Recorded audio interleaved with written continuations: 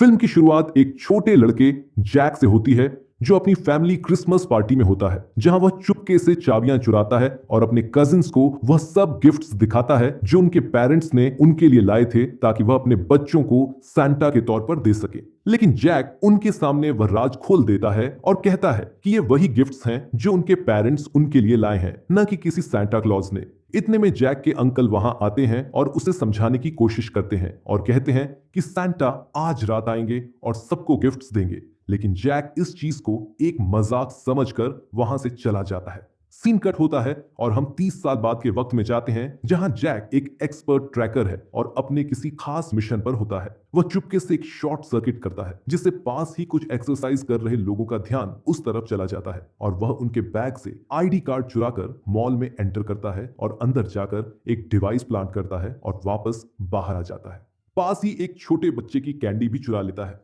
इसके बाद हम मॉल में एक सांता को देखते हैं जिसे रेड वन कहा जाता है, जो अपना सालाना काम कर रहा होता है। साथ ही सांता का बॉडीगार्ड कैलम, जो कि नॉर्थ पोल के ईएलएफ का हेड है। सांता मॉल में सब शॉपर्स को देखकर इरिटेट हो रहे होते हैं क्योंकि वो सब लोग लालची और ऑब्नॉक्सियस लगते हैं। इतने में वहां एक फैमिली सांता के पास आती है जो उनके लिए कुकीज लाती है। लेकिन तभी वहां एक छपरी इन्फ्लुएंसर आता है जो अपने कंटेंट के लिए दूसरी फैमिली की सांता से मिलने की अपॉर्चुनिटी को स्पॉइल कर रहा होता है। कैलम उसे वहां से जाने को कहता है और वार्निंग देता है जिससे वह इन्फ्लुएंसर डर कर भाग जाता है। इसके बाद सांता कैलम के साथ गाड़ियों में बैठकर मॉल से निकल जाते हैं और अपनी रेनडियर बग्गी तक पहुंचते हैं। उसके डियर सांता और कैलम को देखकर बहुत खुश होते हैं और कैलम उन्हें स्वीट्स भी खिलाता है। वह बग्गी पर बैठते हैं और वहां से टेक ऑफ करते हैं और कुछ ही देर में बग्घी बादलों के बीच में होती है और बहुत तेज ट्रैवल करती है। इस बीच हम जैक को देखते हैं जो अपने मिस्ट्रियस एम्प्लॉयर से बात कर रहा होता है। वह जैक को आधी पेमेंट देता है और कहता है कि बाकी की पेमेंट तब करेगा जब वह टारगेट को ट्रैक कर लेगा। दूसरी तरफ कैलम और सांता नॉर्थ पोल पहुंच जाते हैं जो कि एक मैजिक फोर्स फील्ड के पीछे छिपा होता है। वह वहां मिसेस क्लॉज से मिलते हैं जहां सांता एक्सरसाइज करते हुए नजर आते हैं। इतने में कैलम वहां आता है और सांता को अपनी रिटायरमेंट का फॉर्म देता है। कैलम सांता को बताता है कि वह अपने आप में कुछ बदलाव चाहता है और वह इस काम से नाखुश है। सांता उसे रियश्योर करने की कोशिश करता है कि यह काम अभी भी वर्थ है। इतने में हम देखते हैं कि एक टीम ऑफ मर्सनरीज वहां पहुंचती है और वहां लगी हुई फोर्स फील्ड को तोड़कर अंदर आ जाती है। तभी कैलम, जो बाहर खड़ा होता है, नोटिस करता है कि सांता के टावर की लाइट्स फ्लिकर कर रही हैं। वह फौरन अपने सभी एजेंट से बात करता है और जानता है कि रेड वन के साथ कोई नहीं है। वह फौरन से सांता के रूम में जाता है और देखता है कि सांता पूरे एरिया से मिसिंग है। कैलम फौरन से कूलप्रिट्स को ढूंढना शुरू करता है और उनको स्पॉट करता है। वह उनका पीछा करना शुरू करता है लेकिन वह काफी दूर निकल जाते हैं। इसके बाद वह एक छोटी सी स्नो बाइक फेंकता है और अपने गैजेट का इस्तेमाल करता है जिससे वह बाइक एकदम बड़ी हो जाती है और उस पर बैठकर उनके पास पहुंचने की कोशिश करता है। लेकिन वह उन्हें रोक नहीं पाता और वे सांता को लेकर छुप जाते हैं। उसी समय नॉर्थ पोल के लोगों को उनकी डायरेक्टर जोई संपर्क करती है और बताती है कि क्रिसमस में सिर्फ 24 घंटे बचे हैं और उन्हें जितनी जल्दी हो सके सांता को ढूंढना होगा।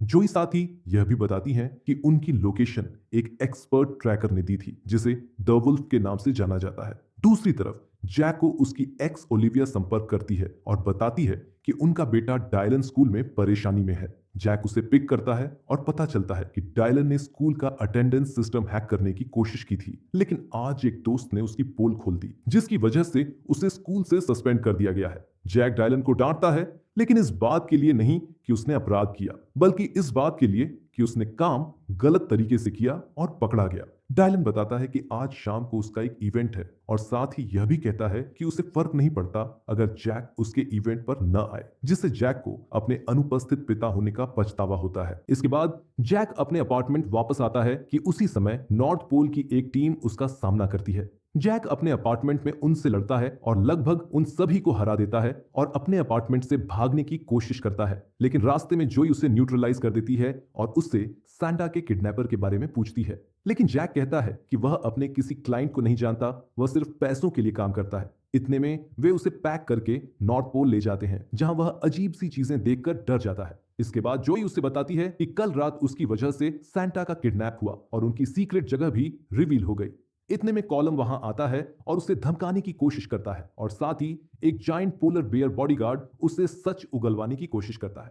जैक एक्सप्लेन करता है कि उसे किसी ने ट्रैकिंग के लिए हायर किया था, लेकिन उसे नहीं पता था कि जॉब क्या है और किसे ट्रैक करना है। जैक साथ ही कहता है कि अगर वे उसे डबल पैसे दें तो वह उनके लिए उन्हें ट्रैक करेगा। वह उन्हें ट्रैक करता है और बताता है कि जिसने सैंटा की जानकारी जैक से ली थी वह इस वक्त अराबा नाम के किसी इलाके में है। इसके बाद जोई उसकी बॉडी पर ट्रैकर लगाकर कॉलम के साथ उसे भेज देती है ताकि वह सैंटा को ढूंढने में मदद कर सके। जबकि दूसरी तरफ सैंटा एक सेल में उठता है जहां वह अपने कैप्टर एक यंग वुमन को दिखता है जो उससे कहती है कि वह ऐसी दुनिया बनाएगी जो सैंटा आज तक नहीं बना पाया, और साथ ही एक मशीन ऑन करती है जो सैंटा की कुछ पावर्स को चुराना शुरू करती है। इतने में कॉलम और जैक मजबूरी में टीम अप करते हैं ताकि वे सैंटा और क्रिसमस को बचा सके। वे एक टॉय स्टोर में एक पोर्टल के जरिए दूसरी दुनिया में जाते हैं। वहां कॉलम एक टॉय कार पर गैजेट का इस्तेमाल कर उसे एक रियल कार बनाता है, जिसे देखकर जैक काफी शॉक्ड होता है। वे कार के जरिए अराबा पहुंचते हैं जहां उन्हें कुछ लोग वहां से वापस जाने की धमकी देते हैं, लेकिन कॉलम अपना साइज छोटा बड़ा करके उन सभी की हालत खराब कर देता है। इसके बाद वे एक आदमी टेड से मिलते हैं। जैक उसे बताता है कि उसने कल जिससे आर्कटिक रीजन के डेटाबेस कोऑर्डिनेट्स लिए थे वह जैक ही था, जिसे सुनकर वह शॉक्ड हो जाता है और उन्हें बताता है कि उन्हें यहां नहीं आना चाहिए था क्योंकि उसने जिसके लिए काम किया था वह बहुत ही ज्यादा खतरनाक है, और यह भी कहता है कि वह उसका नाम उन्हें नहीं बता सकता क्योंकि वह उन्हें सुन सकती है। तो कॉलम के कहने पर टेड उसका नाम मिट्टी पर लिखता है, लेकिन जैक गलती से उसका नाम बोल देता है। इसके बाद हम ग्राइला को देखते हैं जो कि एक विच के रूप में नजर आती है और एकदम वहां का मौसम बदल जाता है। इसके बाद ग्राइला टेड के अंदर आती है और कॉलम से बात करती है। कॉलम उससे सैंटा को पकड़ने की वजह पूछता है तो ग्राइला बताती है कि सैंटा की लिस्ट में जितने भी नॉटी बच्चों के नाम हैं वह उन सभी को पनिश करना चाहती है, जिसका मतलब था कि वह इस क्रिसमस पर सभी बच्चे जो बदतमीज और बुरे हैं उन सभी को मार देगी, और यह बोलकर वह गायब हो जाती है। सब कुछ वापस नॉर्मल होता है कि तभी समुद्र में से एक आइसक्रीम ट्रक निकलता है जिसमें से 3 जाइगेंटिक मॉन्स्टर्स स्नोमैन बाहर आते हैं और टेड पर अटैक करते हैं, लेकिन जैक उसे बचा लेता है। टेड और जैक वहां से भागते हैं, लेकिन तभी एक स्नोमैन उनके सामने आता है। जैक उससे लड़ने की कोशिश करता है, जबकि दूसरी तरफ कॉलम भी उनसे लड़ रहा होता है। कॉलम उसे पंच मारकर तोड़ देता है, लेकिन वह स्नोमैन फिर से अपने आप को रीअसेंबल कर लेता है। उसी समय एक स्नोमैन टेड को ढूंढ लेता है और उसे फ्रीज कर देता है क्योंकि सिर्फ टेड ही उन दोनों को ग्राइला तक पहुंचा सकता था। दूसरी तरफ कॉलम एक स्नोमैन की कैरेट नोज को निकालता है जिससे वह स्नोमैन फौरन से पिघल जाता है, जबकि जैक एक प्रोपेन टैंक की गैस लीक करके उसकी तरफ फेंकता है और एक बॉटल लिकर से उसे एक्सप्लोड कर देता है जो दूसरे स्नोमैन को उड़ा देता है। तीसरा स्नोमैन जैक को फ्रोजन पूल में ट्रैप कर देता है और उसे मारने ही वाला होता है, लेकिन कॉलम उसकी नोज भी निकाल देता है। टेड फ्रीज हो चुका होता है, इसलिए वह और जानकारी नहीं दे सकता। इतने में जोई उनसे मिलती है और बताती है कि सैंटा का एस्ट्रेंज्ड ब्रदर ग्राइला के साथ मिलकर काम कर रहा है। कॉलम कहता है कि वह वहां जाएंगे और सैंटा को छुड़वाएंगे, लेकिन जोई कहती है कि वह वहां नहीं जाएंगे क्योंकि यह उनके नियमों के खिलाफ होगा। लेकिन कॉलम कहता है कि वह चुपके से जाएंगे जिससे किसी को खबर नहीं होगी। जबकि दूसरी तरफ ग्राइला सैंटा की चुराई गई कुछ पावर्स एक ग्लोब में बंद करके उस पर जादू करती है और लोगों को सजा देने का फैसला करती है और अपने सबसे पहले टारगेट एरॉन को ग्लोब गिफ्ट करने का कहती है। दूसरी तरफ वह शख्स अपनी गाड़ी में गिफ्ट खोलकर उसे टच करता है और मैजिक अपना काम करना शुरू करता है और वह अचानक से उसमें ट्रैप हो जाता है। लेकिन वह ग्लोब जब ग्राइला के पास वापस नहीं पहुंचता तो वह अपने प्लान्स बदलने का फैसला करती है। जैक को ओलिविया का कॉल आता है जो क्रिटिसाइज करती है कि वो डायलन के कॉन्सर्ट में जाने का प्लान नहीं बना रहा, जबकि जैक कॉलम के साथ सीक्रेट मिशन पर होता है। जैक कॉलम के साथ डायलन के बारे में बात करता है और मानता है कि वो हमेशा एक अच्छा फादर नहीं रहा। दोनों सैंटा के ब्रदर के लेयर में पहुंचते हैं जो कि क्रैम्पस होता है। उसमें एंटर करने से पहले कॉलम उसे वार्न करता है कि किसी भी चीज को टच मत करे और बिल्कुल चुप रहे। दोनों उसके क्रैम्पस में एंटर करते हैं जहां जैक लेयर के गोल्ड से एक गोल्ड पीस लेने की कोशिश करता है कि अचानक क्रैम्पस के गूंस को उनकी प्रेजेंस का पता चल जाता है और वो शोर मचाना शुरू कर देते हैं। तभी क्रैम्पस के गार्ड्स वहां आते हैं और उन्हें पकड़ लेते हैं और उन्हें क्रैम्पस के सामने पेश करते हैं जो उस समय एक स्लैप गेम खेल रहा होता है जिसे क्रैम्पस स्लैप कहते हैं। इसके बाद क्रैम्पस कॉलम को देखता है और कहता है कि उसे यहां नहीं आना चाहिए था क्योंकि उनका यहां आना मना किया गया था, जबकि एक इंसान को भी अपने साथ लाया।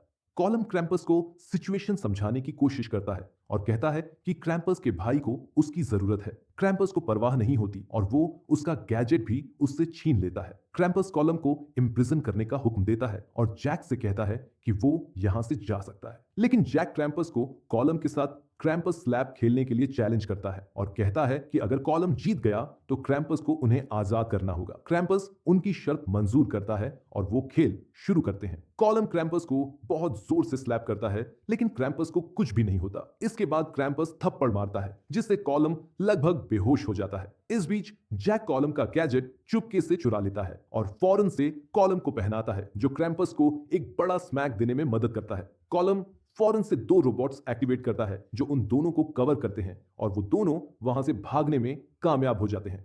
कॉलम जैक की अच्छी आइडिया की तारीफ करता है और उसे अकेला छोड़कर न जाने के लिए उसकी दाद देता है। लेकिन उसी समय जैक फिर से ग्रायला का नाम लेता है जिससे ग्रायला को फिर से पता चल जाता है। जब दोनों अपनी कार में वापस जा रहे होते हैं तो उन्हें रास्ते में ग्रायला का पड़ा हुआ एक पैकेज मिलता है जो जैक के नाम होता है, लेकिन जैक इसे खोलने से मना कर देता है। तो कॉलम उसे ओपन करता है और वो देखते हैं कि उसमें वही ग्लोब पड़ा हुआ है। इतने में जैक को डायलन का एक वीडियो कॉल आता है जो एनॉयड होता है कि वो जैक के कॉन्सर्ट में आने की बजाय एक गिफ्ट भेज दिया। लेकिन जैक कहता है उसने कुछ नहीं भेजा और उसे टच करने से मना करता है, लेकिन डायलन उसे टच करता है और टेलीपोर्ट हो जाता है। जैक यह देखकर अपने ग्लोब को भी पकड़ता है ताकि वो डायलन तक पहुंच सके, जबकि कॉलम उन्हें ढूंढने निकलता है। जैक और डायलन ग्रायला के लेयर में पहुंचते हैं और देखते हैं कि वो दोनों अपने अपने ग्लोब में कैद हैं, जबकि ग्रायला अपने ग्लोब के काम करने पर बहुत खुश होती है और ग्लोब्स की प्रोडक्शन शुरू कर देती है और कहती है कि आज के बाद सिर्फ अच्छे लोग ही दुनिया में रहेंगे। जब वो चली जाती है, जैक डायलन से माफी मांगता है कि वो एक अच्छा फादर नहीं रहा। डायलन जैक को माफ कर देता है और जैक के नॉटी स्टेटस के इंप्रूव होने की वजह से दोनों ग्लोब से ग्रो करके निकल जाते हैं। यानी कि जैक अब एक बुरे इंसान से अच्छा इंसान बन चुका था। जबकि दूसरी तरफ जोई जैक पर लगे ट्रैकर की मदद से उसे ट्रैक करती है और उन्हें पता चलता है कि जैक और डायलन नॉर्थ पोल में है। इसके बाद उन्हें एहसास होता है कि ग्रायला सैंटा को वहां से कभी लेकर गई ही नहीं थी और ग्रायला के गुंडे जो शैप शिफ्टर हैं नॉर्थ पोल में घुसकर मिसेस क्लॉस और गार्ड्स का रूप ले चुके हैं। कॉलम तुरंत मिसेस क्लॉस को कॉल करता है और पूछता है कि वो आज सैंटा के लिए क्या बना रही हैं, तो वो बताती हैं कि वो मैक्रून्स बना रही हैं। इससे कॉलम को यकीन हो जाता है कि ये ग्रायला के आदमी है क्योंकि सैंटा को मैक्रून्स पसंद ही नहीं है। कॉलम और जोई तुरंत नॉर्थ पोल पहुंचते हैं जहां एक गार्ड उन्हें देख लेता है और चीफ कहकर बुलाता है, लेकिन कॉलम जानता है कि ये एक शैप शिफ्टर है और उसे मार देता है। कॉलम जैक और डायलन को ढूंढ लेता है। जैक उन्हें बताता है कि ग्रायला आज रात सबको ग्लोब्स गिफ्ट करने वाली है, लेकिन कॉलम कहता है कि सैंटा की बग्घी तब तक नहीं चल सकती जब तक सैंटा उस पर न बैठे हों, और वे महसूस करते हैं कि ग्रायला सैंटा का इस्तेमाल कर रही है ताकि वो अपने ग्लोब्स पूरी दुनिया में बांटकर सभी नॉटी लोगों को कैद कर सके। वह लोग उसे रोकने के लिए जा रहे होते हैं कि उन्हें एक रूम से कुछ आवाजें सुनाई देती हैं। वह रूम खोलते हैं और मिसेस क्लॉज, गार्सिया और दूसरों को फ्री करते हैं और ग्रायला को रोकने के लिए निकलते हैं और उसके गूंज से लड़ते हैं। इस बीच ग्रायला सैंटा की बगी पर बैठकर नॉर्थ पोल से निकलने की कोशिश करती है, जबकि सैंटा को भी उसी बगी पर बैठाया होता है। इतने में कैलम और जैक बगी तक पहुंचते हैं और उस पर चढ़ जाते हैं और ग्रायला के साथ बैटल करते हैं, लेकिन ग्रायला उनको बगी से फेंक देती है। लेकिन कैलम बगी के साथ ही रहता है जबकि जैक नीचे बगी की चेन के साथ लटक जाता है। जैक रिनडील्स को स्ले से अनहुक कर देता है जिसकी वजह से स्ले गिर जाता है और ग्रायला एज से नीचे गिर जाती है। कॉलम सैंटा को जगाने की कोशिश करता है। उसी समय ग्रायला अपने असली रूप में वापस आती है जो कि एक विशाल और भयानक ऑगर के रूप में होती है। वो उन दोनों पर अटैक करने वाली होती है कि तभी क्रैम्पस अपने स्लीक के साथ आकर मदद करता है। क्रैम्पस ग्रायला से लड़ता है लेकिन ग्रायला उसे पकड़कर इधर उधर फेंक देती है। इसके बाद वो कॉलम और जैक पर भी हमला करती है और उन्हें मारने की कोशिश करती है। वो कॉलम को एज से नीचे फेंकने वाली होती है कि तभी सैंटा होश में आता है और अपने रेंडियर को बुलाकर ग्रायला पर हमला करवाता है। वे उसे हवा में पंच करके उसके ग्लोब्स के ढेर में गिरा देते हैं जिसमें वो कैद हो जाती है और जोई उसे कस्टडी में ले लेती है। अंत में सभी लोग मिलकर सैंटा क्लॉज को तैयार करते हैं ताकि वह अपना काम कर सके। कैलम, जैक और डायलन उसके साथ जाते हैं और सैंटा क्लॉज को गिफ्ट्स डिलीवर करते और बच्चों को खुशी देते हुए देखते हैं। कैलम जैक और डायलन को एक साथ देखकर खुश होता है और एक पल के लिए उसे जैक का इनर चाइल्ड भी नजर आता है। सैंटा क्लॉज को भी समझ आ जाता है कि कैलम ने अपना रिटायरमेंट प्लान छोड़ दिया है और वह अब अपने काम से खुश है।